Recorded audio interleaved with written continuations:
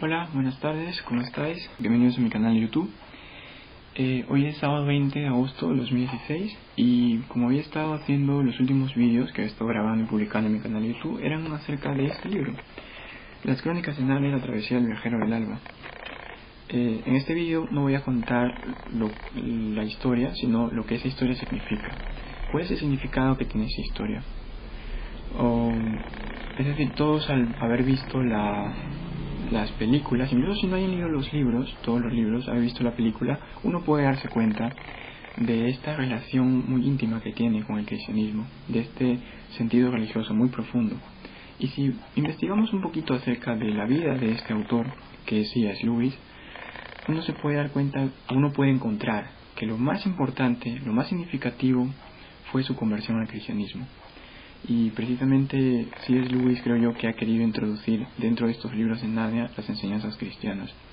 Yo estoy haciendo estos vídeos dedicándome en este tiempo a hablar un poco acerca de eso, a poner sobre la mesa eso, a hacer comparaciones de estas historias con el cristianismo, con la vida espiritual, con la Biblia y demás. Y es esto a lo que yo he llamado Proyecto Narnia. Y entonces en este vídeo voy a hablar un poco acerca de la relación que tiene la conversión de Edmund con la conversión de Eustace. Este libro se llama La travesía del viajero del alba. Y obviamente es eso. Es una travesía de este barco que se llama el viajero del alba, en donde está navegando Caspian, el rey Caspian, con varios marinos y también con este ratoncillo Ripich. Saliendo desde Cape Paravel, pasando por las islas Galma, Trevintia, hasta las 7 islas, para luego dirigirse hacia las Islas Solitarias en ese camino. Y en ese camino se le unen dos de los 4 hermanos Pevensie, que son Edmund y Lucy, junto con su primo Eustace. Y ellos van a navegar hacia las Islas Solitarias y después van a ir hacia la nación de Aslan. Si queréis ver un resumen de lo que trata este libro, podéis hacerlo en mi canal de YouTube. Está con el título Las Crónicas de Narnia, la travesía del viajero del alba, vídeo 1. Este es vídeo 2. Por lo tanto, este vídeo corresponde al significado de Narnia, o en este libro. Pero he dividido en 2 partes porque va a ser mucho lo que tengo que decir. Así es que este es el vídeo 2, pero es el primer punto que quería hablar, porque quería hablar de 2 puntos. Ese es el primer punto. Y el segundo ya será para la próxima semana. Y ese es el punto que dije. La relación entre la conversión de Edmund y con la conversión de Eustace. Y es que es algo tan curioso que sucede aquí. Y es el mismo Aslan quien nos dice: nada pasa 2 veces del mismo modo. Y creo que tiene razón, porque ninguna conversión es igual a otra. Cada conversión es única. Y entonces yo quería empezar pues diciendo, yo no sé si la película que hicieron sobre el libro El león, la bruja y el armario tenga en parte la culpa por la reacción de mucha gente ante esta escena que sucede casi al final de la película, cuando los niños, los 4 hermanos Pevensie, ya han derrotado a la bruja blanca junto con la ayuda de Aslan, y se lleva a cabo después la coronación de reyes y reinas de Narnia, en donde a cada uno le están poniendo la corona ahí donde están los 4 en los tronos en el castillo de Cape Paravel, y Aslan está diciendo tal cosa como Lucy la valiente, Edmund el justo, Susan la benévola y Peter el magnífico. Y cuando dicen Edmund el justo es cuando se produce la reacción. Hay mucha gente que no está de acuerdo con esto. Se pregunta, ¿cómo puede ser posible que Aslan diga que Edmund es el justo? ¿No les parece justo que Aslan diga que Edmund es justo? Porque recordemos, que dicen esas personas, Edmund es el traidor, traicionó a las demás al irse con la bruja blanca por delicias turcas. Y es por eso, ¿no?, que empiezan a ver empiezan a arremeter contra Edmund. Y no les parece justo que Aslan diga esto. Y digo, en parte parece que la película tiene quizá un poco de culpa, ¿no?, en esto, ¿no?, porque en los libros no aparece tal cosa igual como sucede ahí. Y es preciso ir hacia esto. Y es que en los libros no hay tal cosa en ese momento de la coronación cuando Aslan dice Lucy la valiente, Edmund el justo y demás, sino es que estos son títulos que los niños reciben ya cuando se hacen adultos. Es decir, en el último capítulo, que es la cacería del ciervo blanco, se puede ver cómo el ciervo blanco se está alejando y ellos están tratando de perseguir al ciervo blanco, los 4 niños, pero ya siendo adultos. Y entonces hay una cosa que se produce ahí, es que ellos se meten por un lugar que se le llama el farol y salen por el armario del profesor Kirke, en la casa del profesor Kirke.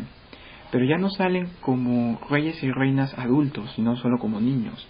Y esto obviamente aquí lo importante es darse cuenta que mientras ellos han pasado muchísimos años, han vivido muchas aventuras en Narnia, en este mundo solo ha transcurrido ni un minuto, ni siquiera un minuto.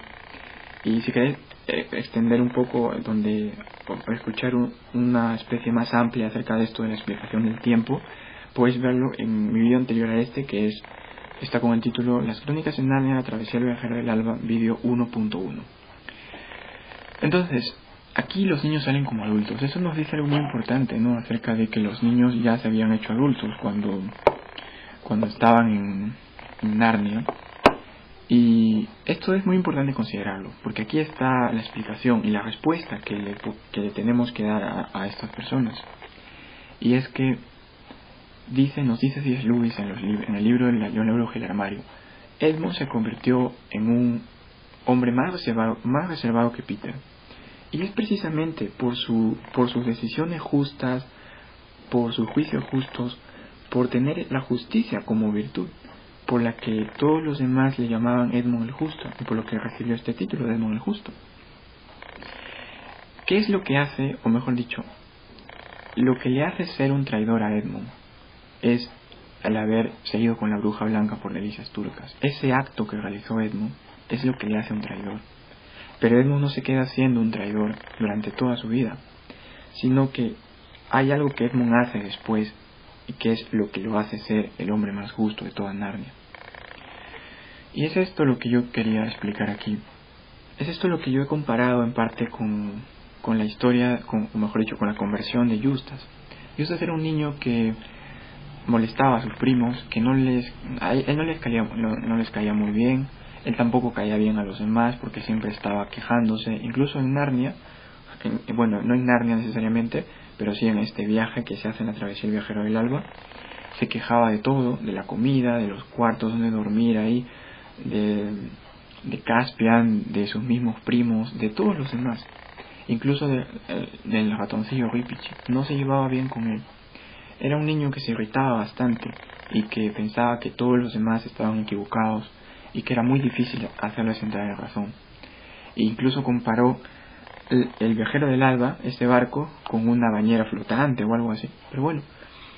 Pero este niño después tiene un cambio también, y es por eso que yo he querido comparar aquí con Edmund, porque una de las respuestas que se encuentra, o de las razones, está en esa conversación que tiene Edmund con Aslan. C.S. Lewis no nos dice cuál es el contenido de esa conversación, solo nos dice que es algo que Edmund nunca olvidó. Si es algo que Edmund nunca olvidó, se supone que es algo muy importante para Edmund, lo más importante quizá de toda su vida.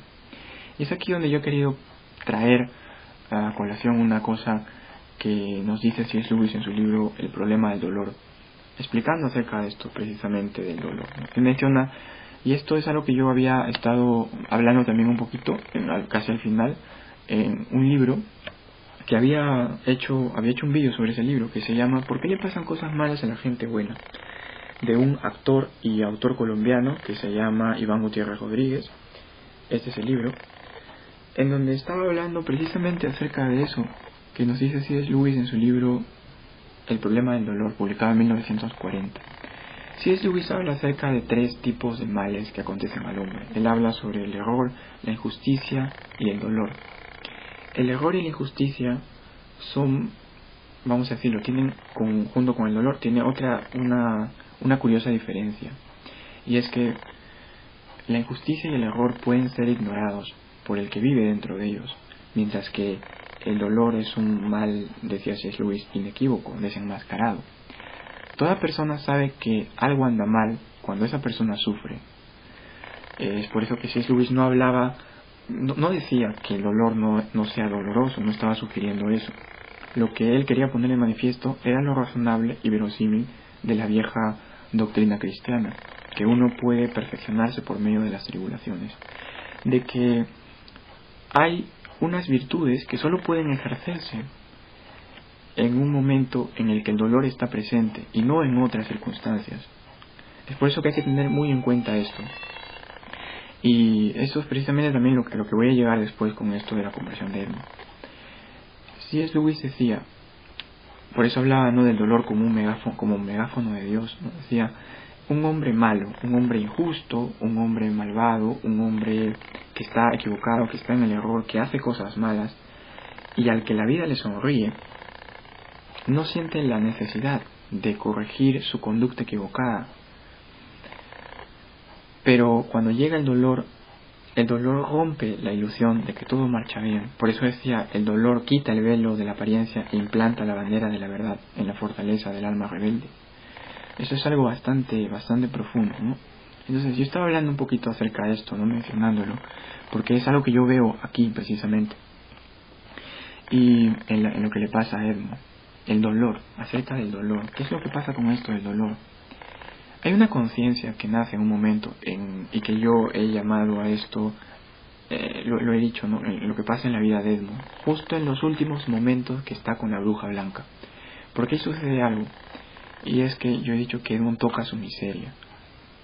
Edmund ha hecho algo malo, pero Edmund no se ha dado cuenta de que ha estado malo en el momento en que ha estado saboreando las delicias turcas, sino cuando siente un dolor. Y posiblemente este sea el dolor al que se refiere C.S. Lewis, esto que he dicho. Obviamente la decisión de Edmund, lo que Edmund hizo, tiene consecuencias. Y, por ejemplo, por solo poner un ejemplo, se puede ver, la bruja blanca le estaba tratando muy mal a Edmund. Casi desde que todo lo que la bruja blanca le había prometido a Edmund no se lo dio, sino más bien todo lo contrario. Edmund estaba sufriendo mucho. ¿Qué es lo que le pasó al señor Tumnus cuando lo tenía ahí la bruja blanca y Edmund estaba? ¿Qué fue lo que le hizo la bruja blanca al señor Tumnus? Y lo que Edmund vio que le hizo, que le había hecho. Eso también, de alguna manera, le había producido un dolor. Y es eso precisamente lo que le lleva a querer salir de ahí, es ese dolor. Por eso, solo en ese dolor es que llega ese comienzo de pensar que no todo está bien conmigo, de que hay algo que está mal, hay algo que está marchando mal, y es momento de cambiarlo. Y luego lo que hace Aslan por él es ese regalo que Edmund acepta de Aslan. Yo no sé qué le habrá dicho en ese momento cuando Aslan y Edmund estaban conversando. C.S. Lewis no nos dice qué es lo que le dijo. Y tampoco estoy seguro si es que Edmund llegó a saber que Aslan dio su vida por él. Es cierto que Edmund dice que Aslan le salvó a él y salvó Narnia, porque él evidentemente hizo eso, ¿no? Lo rescató a Edmund. Pero no sé si Edmund se llegó a enterar de que el precio por ese rescate era la misma muerte de Aslan a manos de la bruja blanca en la mesa de piedra. Pero aún así creo que Edmund aceptó ese regalo de Aslan, y es por eso que pudo cambiar su vida y pudo convertirse finalmente en el hombre más justo de toda Narnia. Y es por eso que toda la gente le llamaba Edmund el Justo. Entonces, aquí, como dije, no sé si lo había dicho, quiero advertiros acerca de dos extremos. El primer extremo es considerar que Edmund es un traidor. Hay mucha gente que ha comparado el personaje de Edmund, todo el personaje de Edmund, y yo no estoy de acuerdo con esto, con lo que pasó con Judas. Con Judas, es como que Edmund es la representación de Judas. Es que a mí me parece que no es tan exacto eso. Edmund quizás sea la representación de Judas solo en ese acto que realiza en un momento de su vida, en una pequeña parte de toda su vida, porque ambos traicionan. Edmund traiciona a los demás por delicias turcas y Judas traiciona a Jesús por 30 monedas. Pero lo que sucede después es algo que ya no se relaciona.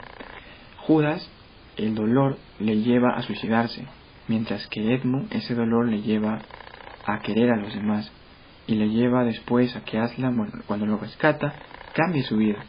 Y se puede ver, una prueba de esto está en que cuando la bruja blanca está en la batalla, ¿no?, con todos los demás, están en esa batalla y Aslan todavía no llega, el equipo de Peter tiene muchas bajas, precisamente porque la bruja blanca está convirtiendo a todos en estatua, con esta varita que tenía, con esta varita mágica.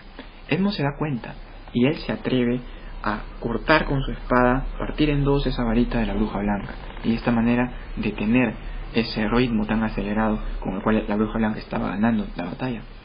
Y después la bruja blanca le clavó, ¿no?, a Edmund, y Edmund se quedó herido después, hasta que Lucy le dio con el jugo de la flor de fuego. Pero bueno, entonces eso, ¿no? Primero,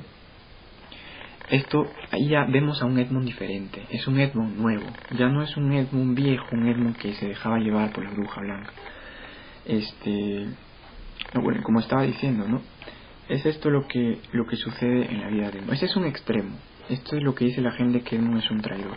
Yo creo en ese sentido más que se le podía comparar a Edmund, no tanto con Judas, sí, quizá en esa parte sí, pero no a Edmund como personaje, a Edmund como tal. Hay un Edmund viejo y un Edmund nuevo. Sino más bien en este caso creo que sería con Pedro, creo que sería algo un poco más exacto. Ambos hacen cosas malas. Edmund traiciona y Pedro niega, pero ambos también luego tienen un cambio. Pero quiero mencionar aquí que Pedro incluso va más allá de esto, porque Pedro le había prometido a Jesús que aunque todos le abandonen, él no lo haría, que él estaba dispuesto a ir a la cárcel, incluso a dar la vida por el maestro. Y después incluso fue capaz de cortarle la oreja a uno de los soldados con el fin de evitar que se lleven a Jesús. Y después de todo esto, el canto del gallo había anunciado su traición. Y eso también le produce un dolor. Y después de esto, hay cosas ahí que se pueden hablar, pero finalmente lo que lo lleva es decir, todo este proceso a ser un santo. Y finalmente Pedro llega a estar en la cárcel, tal como lo había dicho. Llega a morir por Jesús. Llega a aceptar este ofrecimiento, este sacrificio que hizo Jesús en la cruz, igual que el sacrificio de Aslan en la mesa de piedra, que fue aceptado por Edmund.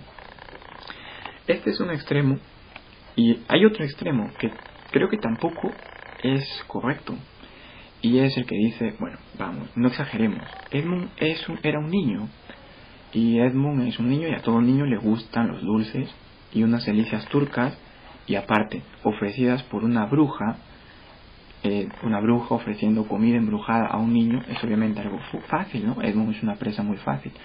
No hay que pensar, no tenemos por qué decir que Edmund era un traidor. Vamos, a cualquiera le pasa eso. Además, hay muchas circunstancias ahí que nos dicen que Edmund casi no tenía opción.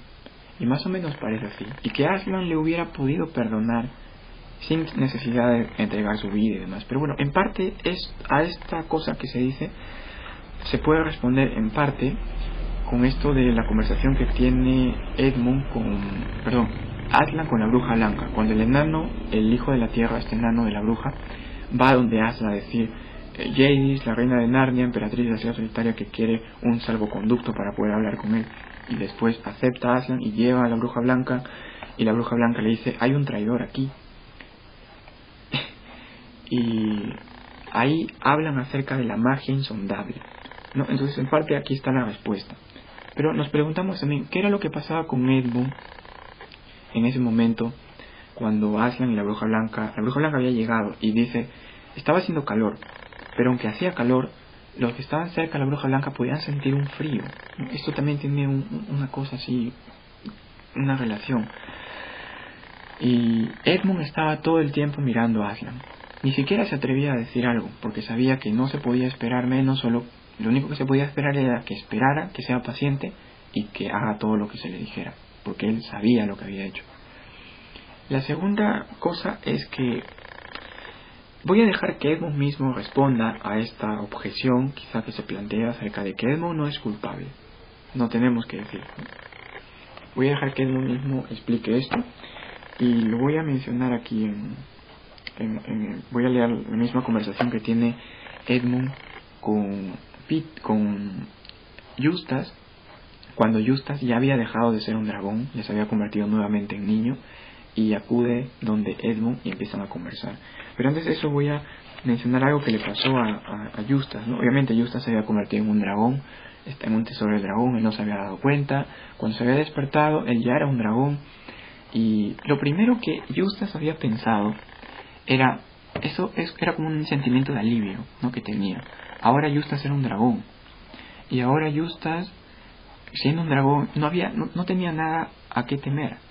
Incluso podía arreglar o ajustar cuentas con Caspian y con Edmund. Pero después se dio cuenta de algo. Se dio cuenta de que él en realidad no quería eso, de que él quería su amistad, quería a los demás, y que los demás en realidad no habían sido malos con él.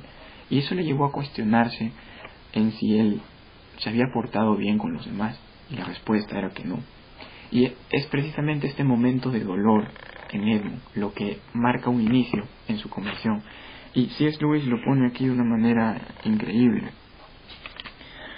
Y dice lo siguiente, ¿no? Acá está. Acá hay una imagen de un dragón que está ahí porque Edmund se pone a llorar. Es tanta su soledad y tanta su, no sé, eso que siente que se pone a llorar. C.S. Lewis dice: un dragón poderoso, llorando a moco tendido bajo la luz de la luna, en un valle desierto, es un espectáculo y un sonido que resulta difícil de imaginar. Eso es lo que pasa con Justas. Justas de alguna manera después intenta comunicarle a los demás acerca de esto que ha pasado, ¿no? Pero bueno, entonces vamos a leer esa conversación. Justas se acerca donde Edmund, ya no como un dragón, sino como un niño, y le explica cómo ha sido su encuentro con Aslan. Y bueno, esto empieza entonces aquí. Bueno, le empieza a contar, ¿no? Bueno, dice, a ver, anoche me sentía más desdichado que nunca, dice Justas. Y ese espantoso brazalete me hacía un daño horrible. Tenía un brazalete en el brazo que no se lo podía sacar y le estaba haciendo mucho daño. Bueno, después dice, a ver. Bien, como decía, estaba ahí acostado en el suelo sin dormir y preguntándome qué iba a hacer de mí.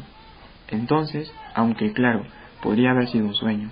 Justas piensa que ha sido un sueño lo que le ha pasado, pero después vamos a darnos cuenta de que no es así. No lo sé. Bueno, sea lo que sea, levanté los ojos y vi lo último que esperaba ver. Un león enorme que se acercaba despacio a mí. Y una cosa muy extraña era que anoche no había luna, pero brillaba la luz de la luna donde estaba el león. Se acercó cada vez más y yo me sentí muy atemorizado. Uno pensaría que, siendo un dragón, podría haber derribado a cualquier león sin problemas. Pero no era esa clase de miedo. No temía que fuera a comerme, simplemente le tenía miedo. No sé si me explico. Se acercó a mí y me miró directamente en los ojos. Yo lo cerré con fuerza, pero no sirvió de nada porque me dijo que lo siguiera. ¿Quieres decir que habló?, pregunta Edmund. No lo sé. Ahora que lo mencionas, no creo que lo hiciera, pero me lo dijo igualmente. Y supe que tenía que hacer lo que me decía, de modo que me levanté y lo seguí. Y me condujo al interior de las montañas, y había siempre esa luz de luna sobre el felino y alrededor de él, allí donde iba.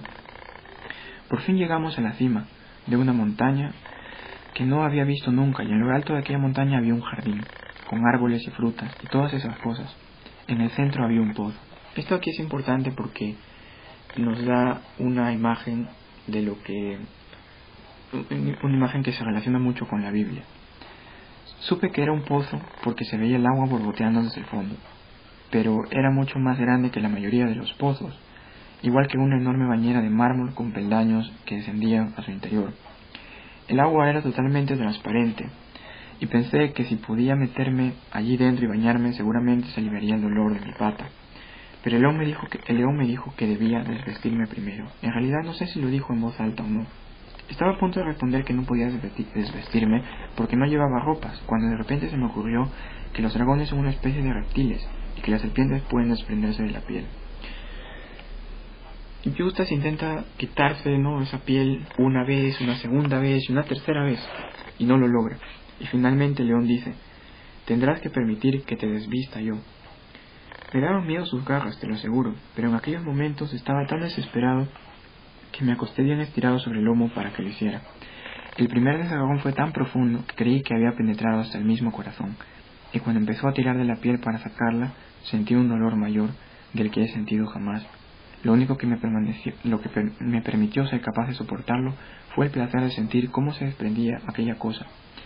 Ya sabes, es como cuando te arrancas la costra de una herida. Duele horrores, pero resulta divertidísimo ver cómo se desprende. En la película, Edmund, cuando les cuenta a los demás, es diferente, ¿no? Porque la película está diferente, pero Edmund utiliza este ejemplo, esta comparación. Fue un dolor, pero fue un dolor bueno, como cuando te quitas una espina.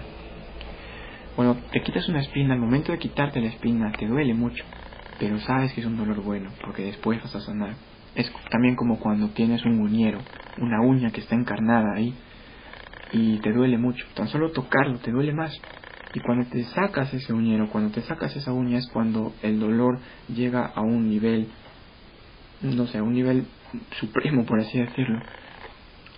Pero sabes que ese dolor en el fondo es un dolor bueno, es algo que te va a hacer bien, porque después de eso se va a iniciar la reconstrucción. Sé exactamente lo que quieres decir, repuso Edmund. Bueno, pues arrancó por completo aquella cosa espantosa, igual que pensaba que lo había hecho yo mismo otras 3 veces, solo que entonces no había sentido daño, y allí estaba sobre la hierba, aunque mucho más gruesa, oscura y con un aspecto más nudoso que las otras, y allí estaba yo, suave y blandito como un palo descortezado y más pequeño que antes. Entonces me sujetó, lo que no me gustó demasiado, ya que todo mi cuerpo resultaba muy delicado ahora que no tenía piel, y me arrojó al agua. Esta es la imagen. Me escoció una barbaridad, pero solo unos instantes. Después de eso resultó una sensación deliciosa, y en cuanto empecé a nadar y a chapotear descubrí que el dolor del brazo había desaparecido, y enseguida comprendí el motivo. Volvía a ser un muchacho. Sin duda pensarías que estoy loco si te contara cómo me sentía al ver de nuevo mis brazos. Ya sé que no tengo músculos y que son bastante fofos comparados con los de Caspian, pero me alegré tanto de volver a verlos. Al cabo de un rato el león me sacó y me vistió. ¿Te vistió? ¿Con sus garras? Bueno, la verdad es que no recuerdo muy bien esa parte, pero lo hizo de un modo u otro. Y acá dice esto, lo hizo de un modo u otro, con prendas nuevas. Las mismas que llevo puestas ahora, precisamente. Y luego de repente me encontré de vuelta aquí, lo que me hace pensar que debe de haber sido un sueño. Con prendas nuevas, esto creo que ya ni siquiera hace falta que lo explique, creo que ya todos se habrán dado cuenta de lo que está tratando de decir C.S. Lewis. No, no era un sueño, respondió Edmund. ¿Por qué no? Bueno, pues están las ropas para empezar, y te han, digamos, desdragonado. En segundo lugar, ¿qué crees que fue entonces?, preguntó Eustace. Creo que has visto a Aslan. Eso es lo que responde Edmund. Creo que has visto a Aslan. Evidentemente sí, había visto a Aslan. Y luego continúa. Aslan, exclamó su primo, o sea, Eustace. He oído mencionar ese nombre varias veces desde que nos unimos al viajero del alba, y sentía, no sé, que lo odiaba. Pero claro, entonces lo odiaba todo. Aquí es también donde veo otra vez lo comparo con lo que pasa con Edmund, ¿no? Eustace había escuchado en el viajero del alba, mientras estaba el viajero del alba en su travesía, hablar acerca de Aslan. Y cuando escuchaba este nombre de Aslan, sentía que lo odiaba. Pero entonces lo odiaba todo, dice. Es lo mismo que le pasaba a Edmund. Recordemos en el libro El león, la bruja y el armario, cuando los 4 niños están caminando y ya se han dado cuenta que el fauno Turnus no está, hay un petirrojo que los llama y los dirige hacia donde está un castor. Y empiezan a conversar con este castor, y este castor en un momento de la conversación menciona sobre Aslan. Dice, pero Aslan está en camino. Aslan está en camino. Y los niños no conocen, bueno, en cierta manera no conocen todavía a Aslan, aunque en cierta manera sí conocen ya a Aslan, pero ese nombre, el nombre de Aslan, provoca en Peter, Susan y Lucy sensaciones agradables. En cambio, en Edmund es algo diferente, es como algo horroroso. Eso es lo que nos dice C.S. Lewis en ese libro. La verdad que no sé, es así, ¿no? Es igual lo mismo que pasa con Eustace. Cuando escucha el nombre de Aslan siente que no sé quién es este Aslan, lo odia. Edmund también lo odiaba. En la película también se puede ver esto, aunque en la película ellos ya no están afuera, sino están dentro del dique de los castores. Y ahí, cuando mencionan a Aslan, la señora Castor creo que es en la película la que menciona a Aslan, vemos cómo los niños sonríen, ¿no? A excepción de Edmund. También se puede ver eso. Y a propósito, dice después Eustace de la conversación, se disculpa con Edmund. Desearía disculparme. Me temo que me he comportado de un modo horroroso. No es nada, repuso Edmund. Y aquí está esta respuesta, que se da a estas personas que dicen que Edmund en realidad no es culpable. Entre tú y yo te contaré que no ha sido ni la mitad de malo de lo que fui yo en mi primer viaje a Narnia. Tú no has sido más que un burro, pero yo fui un traidor. Este es Edmund hablando con Eustace cuando ya había gobernado Quer-Paravel, se había vuelto un hombre justo, había regresado por el armario nuevamente siendo un niño, había vuelto a ir de nuevo en el príncipe Caspian, había regresado y ahora regresaba por tercera vez a Narnia. Incluso aunque hayan pasado tantos años, Edmund no se ha olvidado de eso que pasó, y él lo admite. Yo fui un traidor, lo dice él mismo. Obviamente se da cuenta de la magnitud de lo que hizo, de lo malo que hizo, ¿no? De que había sido un traidor. Ese es el acto que le hizo ser traidor. Yo simplemente respondería a esto: ¿qué es lo que hace que Edmund merezca o no ser justo? Simplemente lo dejaría ahí. Y bueno, eso es lo que quería comparar, ¿no? No me lo cuentes, dice Eustace. Pero, ¿quién es Aslan? ¿Lo conoces? Y Edmund responde: bueno, digamos que él me conoce a mí. Es el gran león, el hijo del emperador de Allende los mares, que me salvó a mí y salvó a Narnia. Todos lo hemos visto, dice. Lucy es quien lo ve más a menudo. Y sobre esto también yo he hablado sobre esto de que por qué solo Lucy veía a Aslan y por qué los demás no lo veían, aunque Aslan estaba ahí para todos. De esto hablé en el segundo vídeo de El Príncipe Caspian. Y tal vez sea al país de Aslan a donde nos dirigimos. Bueno, eso entonces es la forma en cómo yo he querido comparar este cambio que hay en la vida de Edmund y este cambio que hay en la vida de Eustace, y cómo esto me parece bastante semejantes, que se trata de una conversión, y Aslan está presente ahí, pero cada conversión es única. Entonces, bueno, simplemente era eso, ¿no? Lo que quería decir. No, y es así como yo también había mencionado una frase en ese vídeo que hice sobre por qué le pasan cosas malas a la gente buena, ¿no? De este libro de acá de Iván Gutiérrez Rodríguez, una frase que saqué de ese libro que decía: todo santo tiene su pasado y todo pecador su futuro. Es el mismo caso, como dije, podemos resumir eso en esto, ¿no? Como podemos ver cómo Edmund tiene un pasado y él nunca olvida ese pasado, pero se vuelve justo, cambia su vida. Esto de lo que dije de las virtudes que se pueden ejercer solo en ciertas circunstancias. Y también lo mismo que le pasa, como dije, a Pedro, ¿no? Cuando Pedro había negado a Jesús y después, bueno, Pedro fue un hombre santo, llegó hasta morir incluso. Pero ese santo tenía un pasado, y en ese pasado había hecho algo muy malo, había negado y había sentido un dolor después. Pero ese pecador tenía también un futuro, en el futuro en el que iba a ser santo, así como Edmund en el futuro iba a ser justo. En todo ese proceso, es más como un proceso, porque en el caso de Eustace, tampoco es que Eustace de un momento a otro cambie y se convierta totalmente. Es un proceso que se inicia, pero es como que ya se ha puesto en marcha. Eustace, incluso en algunos momentos después, ya cuando volvió a ser un niño y estaba en el barco, a veces también se molestaba con los demás, se ponía un poco irritable, pero ya no era lo mismo. Ahora Edmund ya después Eustace se disculpaba y pues seguía, ¿no? Era algo como dije, este proceso ya se había dado inicio. Y lo mismo pasa en la vida de Edmund. Así que yo también había querido hablar aquí acerca de otro punto más, pero ya lo voy a dejar para la próxima semana, y eso va a ser acerca del argumento del deseo. Y aquí vamos a poner al personaje Ripichi, que aparece en este libro también. Así que bueno, espero que os haya gustado este vídeo, y pues ya será hasta la próxima semana con ese nuevo vídeo. Y pues bueno, gracias por verlo y adiós.